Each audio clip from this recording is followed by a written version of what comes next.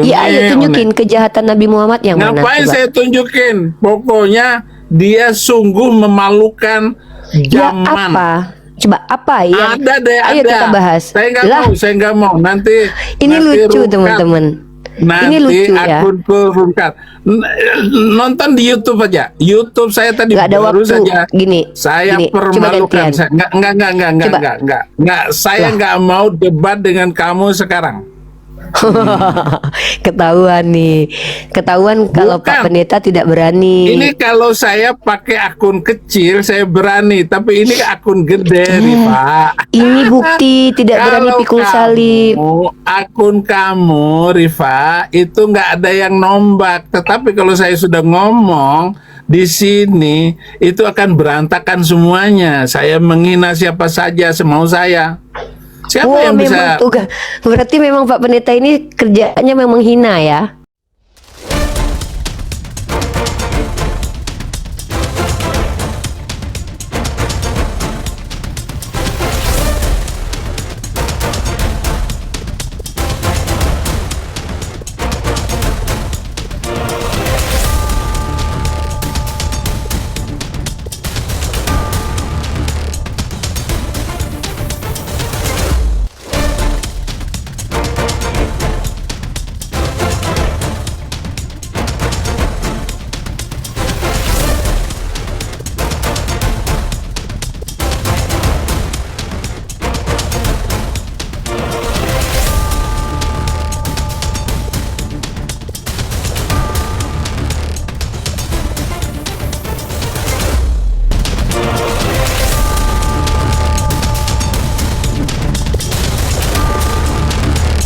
Assalamualaikum warahmatullahi wabarakatuh.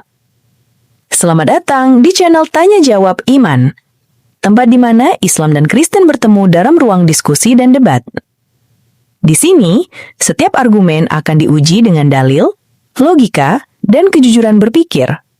Para apologet Islam akan menjelaskan kebenaran agama Islam dengan hujah yang kuat, sementara pihak Kristen akan bertanya dan berusaha mempertahankan keyakinannya dengan cara mereka. Ini bukan sekedar diskusi dan debatan, melainkan pembelajaran iman dan logika yang membuka mata kita tentang siapa Tuhan sebenarnya dan bagaimana manusia memahami wahyunya. Nah, singkat kata, mari kita lihat video sekarang. Gini loh ya.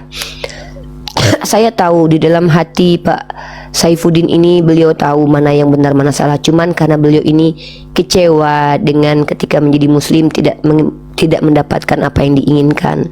Makanya dia menjadi Kristen karena di Kristen dia dikasih dunia, dikasih uang, dikasih rumah, dikasih makan dan mendapatkan pujian-pujian yang berlebihan.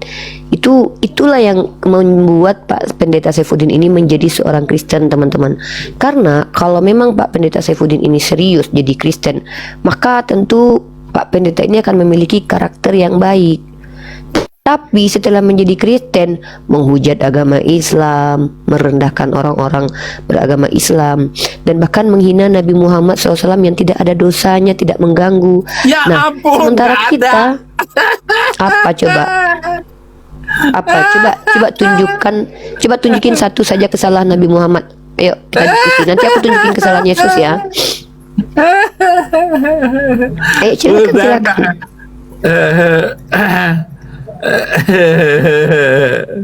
Ini Apaan? ada juga yang mau naik ini.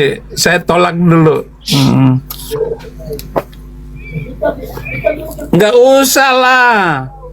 Orang jahat kamu gimana sih? Ya, ayo tunjukin kejahatan Nabi Muhammad yang mana? Ngapain Coba. saya tunjukin? Pokoknya dia sungguh memalukan Ya zaman. apa?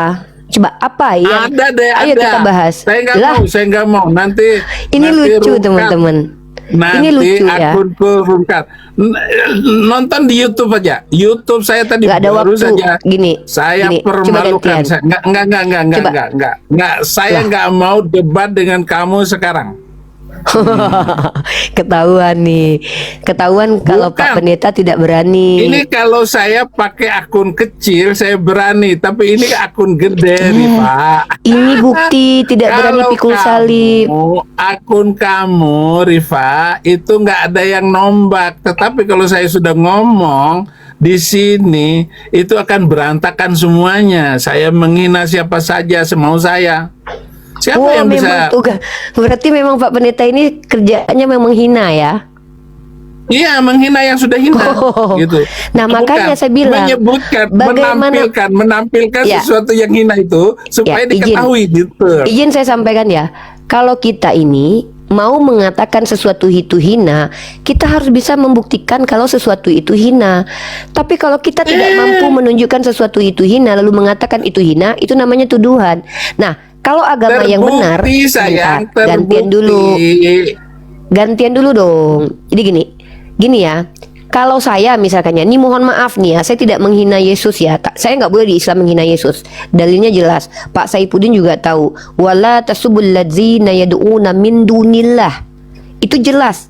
Jangan menghina, mencaci sembahan selain Allah. Artinya Allah saya, Tuhan yang benar itu. Tapi memotong leher orang boleh kan? Boleh kalau seandainya orang itu mengganggu dan Seperti yang merusak maslahat dilakukan umat. Mr. M kan? Mr. M itu Coba melakukan tunjukin itu, kan? tunjukin satu orang yang pernah dipotong lehernya sama Nabi Muhammad.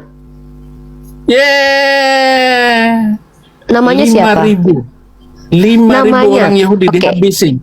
Yang membunuh 6 juta jiwa Yahudi itu adalah Nabi. Tangan dia yang dipakai, tapi perintah-perintah dia Tunjukkan kepada Nabi Muhammad sahabat-sahabatnya. memerintahkan memenggal Di kepala orang. Madinah ada 5 suku Tunjukin. Yahudi dan 1 suku Iya. Najran. Tunjukin Kristen. riwayatnya Habis kalau Nabi semuanya, pernah habis semua. memerintahkan. Tunjukin riwayat mana? Enggak perlu, dengerin. Loh, Saya kok punya nggak perlu? buku, saya punya catatan, saya menulis Tunjukkan buku bukunya. dan Oke. Saya menulis Ini enggak ada, dari banyak tadi buku ini bukti tidak tentang bertanggung jawab. kejahatan, tentang Tunjukin. kekacauan yang Oke. diajarkan oleh beliau. Gantian. Saya Dengar. nggak mau, saya nggak mau Oke. ngomong. Saya Ya, nggak saya mau yang nunjukin. ngomong. Ya udah saya ngomong ya. Oke. Kalau kita mau menunjukkan ada orang yang merusak peradaban, saya tunjukin Yesus. Yesus dengan kedatangannya di salib itu membuat Yerusalem hancur. Karena gara-gara Yesus disalib di Yerusalem, maka banyak orang-orang Eropa, salah satunya adalah Paus Urbanus kedua, meminta orang Eropa Nggak untuk usah menyerang ngajarin Yerusalem. saya itu, Gara-gara itu Yesus disalib di asumsi. Yerusalem. Itu bukan asumsi, itu Asumsi. sejarah. Tidak Karena ada, Yesus tidak disalib ada. di Yerusalem, Yesus Yerusalem tidak hancur pernah gara-gara melakukan itu, keinginan saudara. anak-anak dewa Ya, yang beragama Kristen bernama Paus nggak Urbanus ada, kedua. saudara. Itu sejarah. Itu sejarah. Nggak ada. Sejarah Nggak ada. mengatakan bahwa Sejarah Paus itu Urbanus buatan kedua kamu, meminta mulut kamu, Kok saya? Pak, Nih, yang oke, suka saya tunjukin. menghujat. Nggak Nih saya tunjukin bisa. ya. Nggak usah Gini ditunjukin, loh. saya nggak perlu. Loh, Maaf kok ya, nggak boleh? Quran saya lebih bagus. Saya Saya tunjukin. lagi nggak nunjuk Quran, saya nunjukin data yang saya baca sejarah. itu adalah bukti sejarah. Tidak perlu tulisan orang. Boleh gantian ngomong nggak? Itu Kalau Nggak, kita dengerin kalau kita dulu. berada di kebenaran, Quran kita akan itu tenang. adalah Kita akan bukti tenang. untuk menunjukkan betapa bengisnya kelakuan Mr. M. Oke, saya minta satu saja kebengisan yang dilakukan Nabi Muhammad. Saya bisa tunjukkan ribuan data kebengisan Tuhan Anda. Anak kecil yang dibunuh, suku Amalek itu dengerin. yang membunuh Oke, oke. itu siapa? Tuhan siapa itu? Nah. Yang menghabisi nyawa Uzza, yang menghabisi nyawa 300. Uzza hanya karena Uzza tidak sengaja pegang tabut Tuhan, itu Tuhan siapa? Yang menghabisi nyawa anak kecil 40 orang karena berteriak botak-botak yang naiklah botak, ditulis di itu dalam Tuhan kitab siapa? suci kamu itu, Yang membun-bun itu onan sangat karena tidak jelas mau tembak sekali dalam dan menghancurkan menghamili istri bangsa-bangsa kakaknya, Arab. itu Tuhan siapa? Yang menghabisi perempuan-perempuan yang sudah tidak perawan dalam bilangan pasal 31 nomor 25, itu Tuhan siapa? Nggak usah ngomong, Yang menghabisi suku nggak Moab usah. yang belum diutus Rasul Kitab kepadanya dengan sucimu dihabisi itu, tanpa diberi peringatan, Rifa. itu Tuhan Rifa. siapa? Yang menghabisi ribuan dan jutaan kaum Yahudi 6 juta jiwa, itu agama mana? Yang melakukan penjajahan kolonialisme, itu agama apa? Yang melakukan perbudakan, penjualan budak transatlantik, itu agama apa? Yang langsung Nggak menikahkan ada itu, perempuan sayang. dengan adanya Ada. perburuan penyihir, itu Jangan agama cerita apa? tentang ya Loh. ampun deh. Aduh, Anda tidak memenuhi syarat. Saifuddin, TikTok aja tidak menerima Anda, Pak. Bayangkan ya, kalau Anda berada di kebenaran, tidak mungkin Anda bersikap seperti itu. Kalau Anda berada di kebenaran, minimal Anda itu seperti saya nih, sedikit ya, salah mengaku salah, nggak tahu bilang nggak tahu, bicara ada bukti-buktinya, semua konkret fakta itu terverifikasi oleh fakta historis.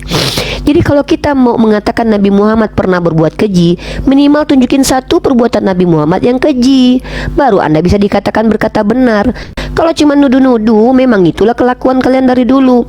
500 tahun inkuisisi, orang-orang yang berbeda denom dengan orang Katolik dihabisi nyawanya karena dituduh bidat.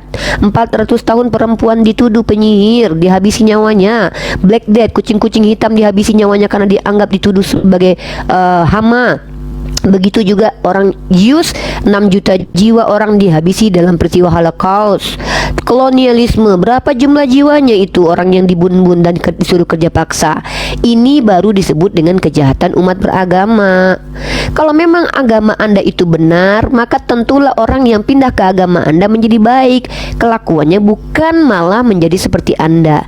Dari wajah terlihat tidak tenang, kelakuan terlihat tidak tenang, omongan pun jadi tidak tenang. Inilah bukti, Pak, bahwa Anda berada dalam kesesatan yang nyata. Allah memperlihatkan kepada kami betapa Anda itu hancur lebur setelah keluar dari Islam. Raut wajah tidak lagi enak dilihat, tidak ada lagi seri wajahnya, bahkan menggelikan melihat Anda, bahkan penuh kasihan seharusnya kami. Begitu juga dengan ucapan-ucapan Anda, semua hanyalah tuduhan, dan Anda mengaku punya Holy Ghost. Inilah lucunya kalian, ya.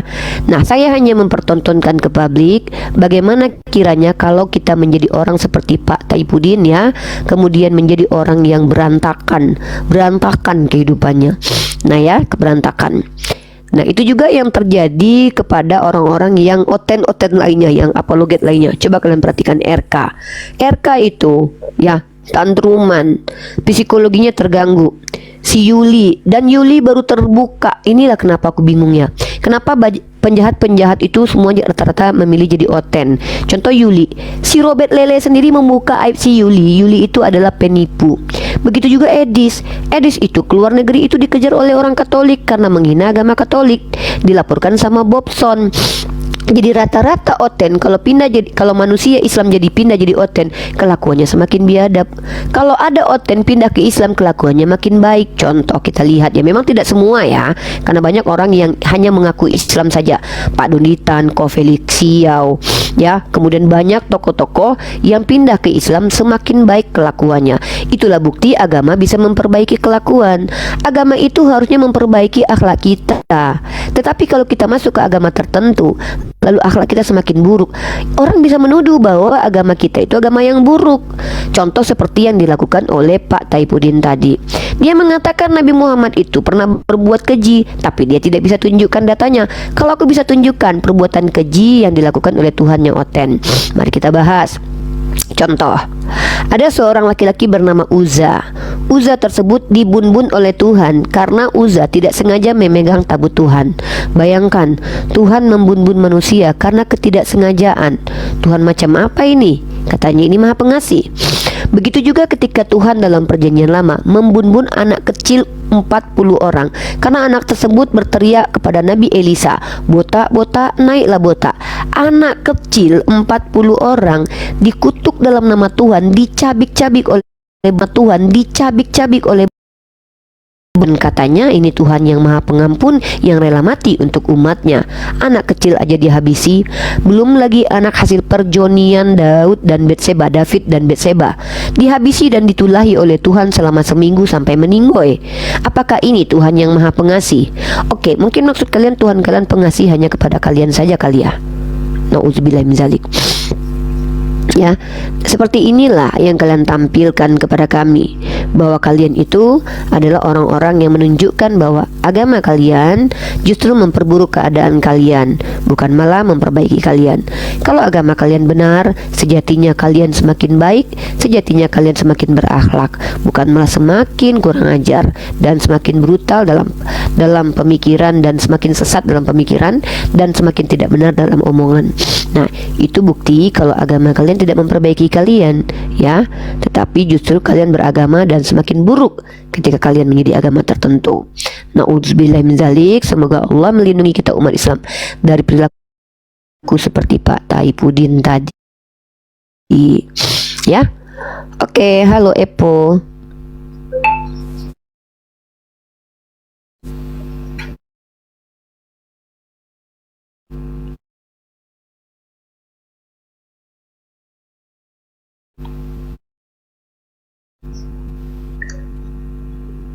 Akun aku kena pembatasan.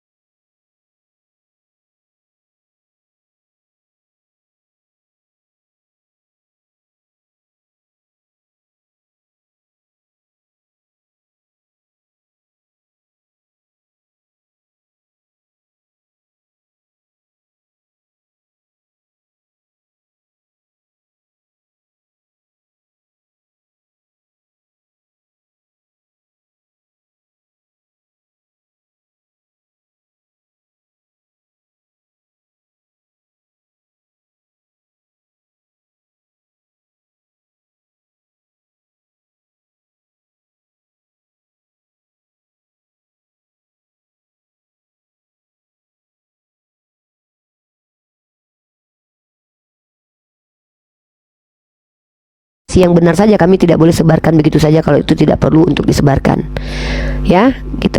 Oke, saya akan rungkat dulu dan kembali live streaming teman-teman, supaya teman-teman bisa men-share video ini.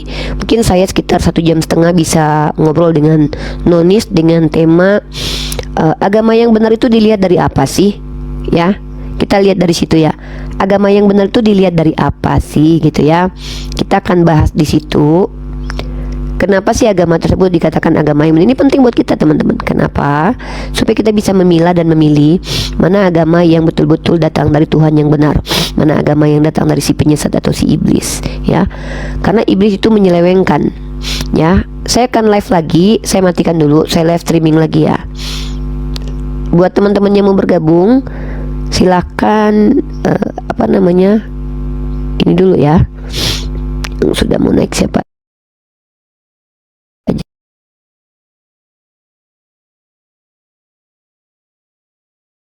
Agama akan membangun mental seseorang menjadi buruk atau baik, itu harus dipahami ya. Dan ini kita akan lihat contohnya lagi. Tadi lihat yang laki-laki, sekarang kita lihat yang perempuan. Halo Rasmi Tua.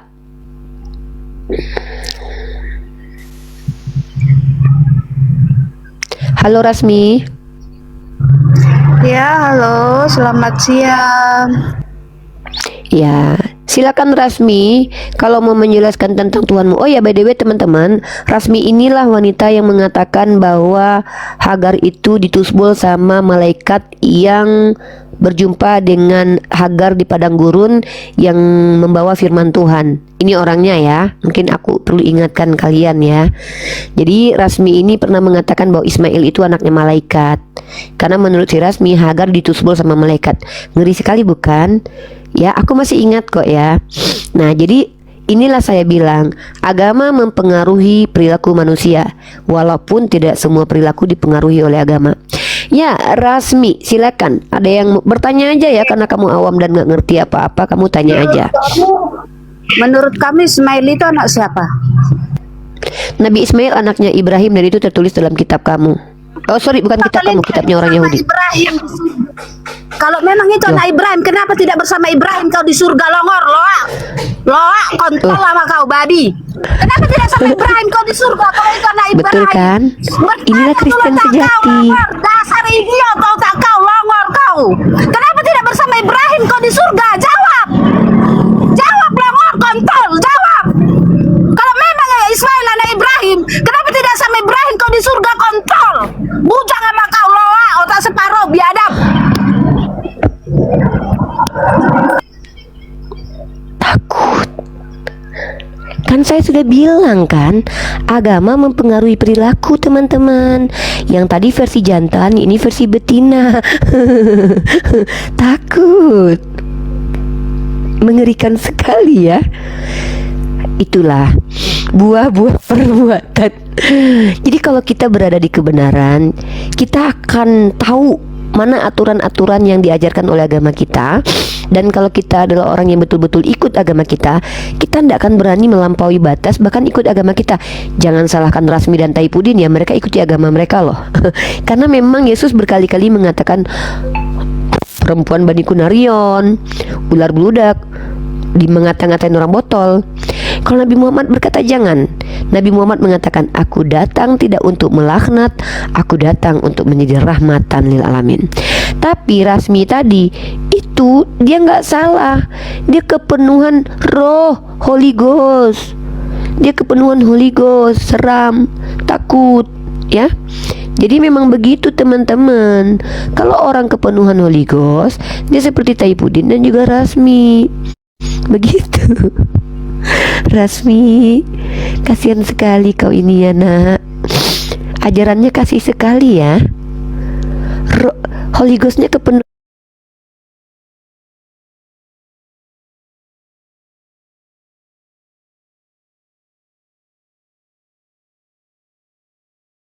Aku umat beragama yang merepresentasikan agamanya. Maksudnya aku akan bahas perilaku manusia yang memang ada dalil pembenarannya dalam kitab mereka, baik secara tekstual, kontekstual, dan faktual. Kita matikan dulu.